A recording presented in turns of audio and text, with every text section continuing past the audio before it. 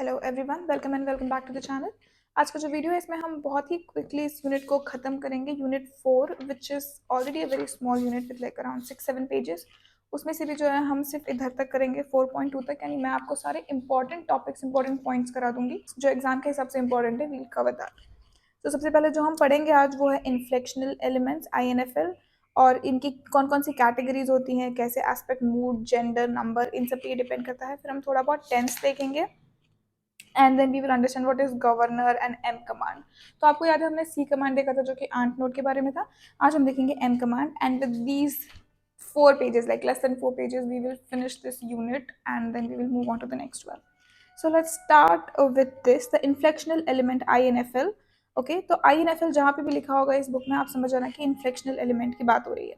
सो जब भी मैं इन्फ्लेक्शनल एलिमेंट्स की बात करती हूँ तो इसकी कुछ कुछ कैटेगरीज होती हैं and these categories are tenses, कभी कभी aspect, mood, person and number की कैटेगरी भी हो सकती है। First sentence is Ahmed goes to school every day. Okay, and अगर मैं बोल दूँ कि Ahmed and Nishant go to school every day, तो तब मैं गोज नहीं लगा सकती। तो पहली चीज़ तो ये है कि उसका जो पीपल है, लाइक नंबर ऑफ पर्सन या नंबर जो है उससे उसको करेक्टली आइडेंटिफाई करना चाहिए, उसके साथ मैच करना चाहिए। यहाँ पे क्योंकि अहमद अकेला है इसलिए हम गोज लगाते हैं, अहमद एंड निशान साथ में है तो गो लगाते हैं। ये किसको बता रहा है कि ये नंबर से अग्री करना चाहिए।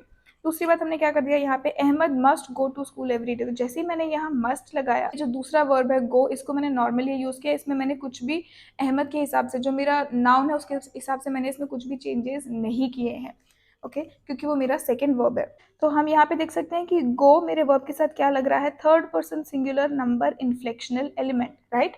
जैसे ही मैंने ES लगाया, ये ES क्या है, this is a present tense third person singular number inflectional element, इसीलिए मैंने क्या लगा दिया, यहाँ ES लगा दिया है।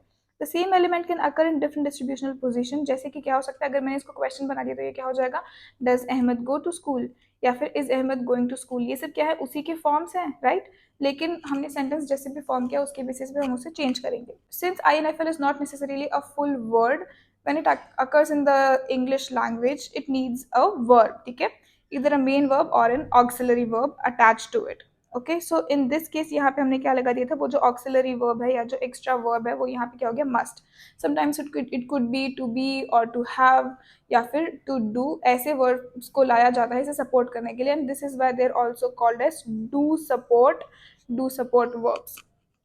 ओके, अगर हम इसका स्ट्रक्चर देखें तो सबसे पहले क्या आता है, मेरा हेड ऑफ द क्लॉज आता है। ओके, उसके बाद मेरा आता है INFL, राइट। जैसे कि मेरे यहाँ पे मैंने मस्ट लगाया था, या फिर हम हैव या टू बी, टू डू लगा सकते हैं।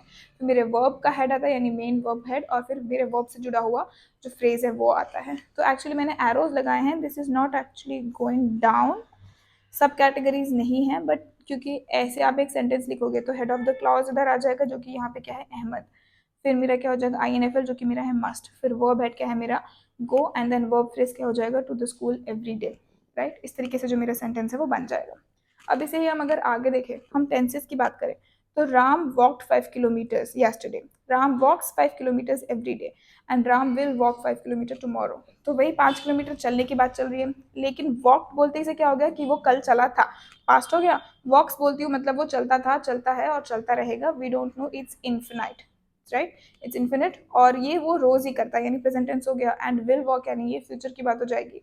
तो मेरा टेंस को जो है, टेंस एंड फाइनाइटनेस से भी वो डिफाइन होना चाहिए, उसको अग्री करना चाहिए। Let's come ahead to tense case assigner. Tense के साथ जुड़ा हुआ INFL है, वो क्या कर सकता है, उसको नॉमिनेटिव केस को जोड़ सकता है, लेकिन इन्फिनिटिव INFL जो है वो ऐसा काम नहीं कर सकता है। अब हम समझते हैं कि एम कमांड क्या होती है। एम कमांड थोड़ा सा इंपॉर्टेंट है, सी कमांड और एम कमांड, ये आपको पता होना चाहिए।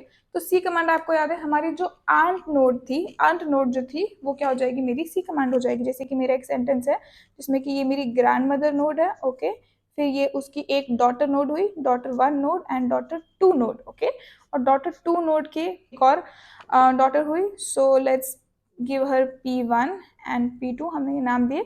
तो अब मेरा जो P1 है उसकी D1 क्या हुई, आंट हुई, राइट, आंटी यानी मौसी, क्योंकि ये दोनों बहनें उनकी बेटी। तो ये क्या हुई, इसकी आंट नोड, राइट, ये इसकी आंट नोड हुई, ये इसकी आंट नोड हुई। ये रिलेशन बता रहा है, ये एरो आपको ये नहीं बता रहा है कि वो उससे जुड़ी हुई है, but this is actually telling you about the relationship. तो ये मेरी क्या थी, सी कमांड थी। उसी तरीके से आज हम देखेंगे एम कमांड। ओके, सी कमांड का अगर आपको और डिटेल वीडियो चाहिए तो ऑलरेडी मैं बना चुकी हूँ, उसको हमने पहले वाली यूनिट में डिस्कस किया था। सो आप वो वीडियो देख लेंगे तो आपको पता चल जाएगा, बट यहाँ मैंने क्विक में बताया है। अब हम आते हैं एम कमांड पे। तो ये मेरी जो है ग्रैंड मदर नोड है। ओके, इसकी 2 डॉटर्स हैं। ओके, अब एक डॉटर ऑफस्प्रिंग है, वो क्या, वो मेरा NP1। वहीं जो दूसरी डॉटर है इसके भी 2 ऑफस्प्रिंग है, I एंड VP। अब इन दोनों के बीच का जो रिलेशनशिप है वो क्या हो जाएगा, मेरा M कमांड। कि अगर आपको ये वाला ग्रैंड मदर नोड वाला एग्जाम्पल समझ में आया होगा, ऐसा मैं होप कर रही हूँ, तो हम उसी से जुड़ता हुआ एक और एग्जाम्पल लेंगे जो कि मैंने बनाई। यहाँ सबसे पहले मेरी ग्रैंड मदर नोड है, उसकी डॉटर 1 और डॉटर 2 नोड्स हैं। फिर डॉटर 1 को एक बेटी होती है जो कि है P1, और डॉटर 2 को लेट्स से 2 बच्चे होते हैं A1 एंड A2।